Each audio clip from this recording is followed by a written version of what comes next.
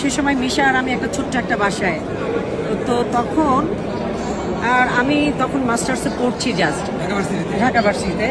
তখন আমি রান্না করতে জানি না, কিছু জানি না, জাস্ট ছোট্ট একটা বাসায় আমি উঠলাম।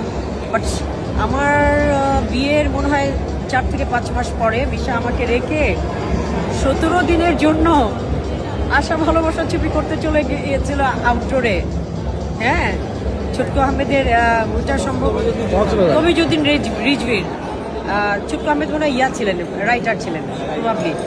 তো ওই যে মানে আমার যে কি হয়েছিল ওই সময়, আমার ইউনিভার্সিটি পড়া, আমার রান্না, মিশা নাই ওদিকে, মিশা ক্রাইং ফর মি, এখানে আমি মিশার জন্য কান্না করছি।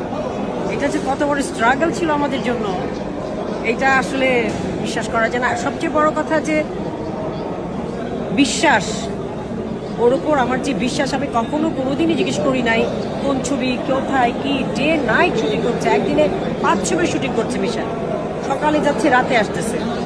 অর্থাৎ দিন শেষে যখন আসতেছে, সকালে যখন বাইর হয়, ওই বার হওয়া থেকে প্রত্যেকটা মুহূর্ত আমি তার জন্য অপেক্ষা করি কখন সে আসবে বাসায়। কখনো জেলাস ফিল হয় কখন না আসবে? নো, এত নায়িকার সাথে সে কাজ করে? কখনোই না। আই নো হিম, আমি তাকে জানি।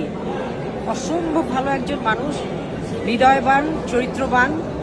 সে তার কাজকে ভালোবাসে, সে মানুষকে ভালোবাসে, সে মানুষকে সম্মান করে, নিজের কাজকে সম্মান করে এবং আমাদেরকে সম্মান করে। আমি যে ওয়াইফ, একজন ওয়াইফের যতটুকু সম্মান প্রাপ্য, একজন বাচ্চা কাচ্চার যতটুকু পাওয়ার দরকার, তার রিলেটিভস, তার সারাউন্ডিং যারা পিপল আছে তাদের যতটুকু প্রাপ্য, Misha tries his best to fill up those. Thank you.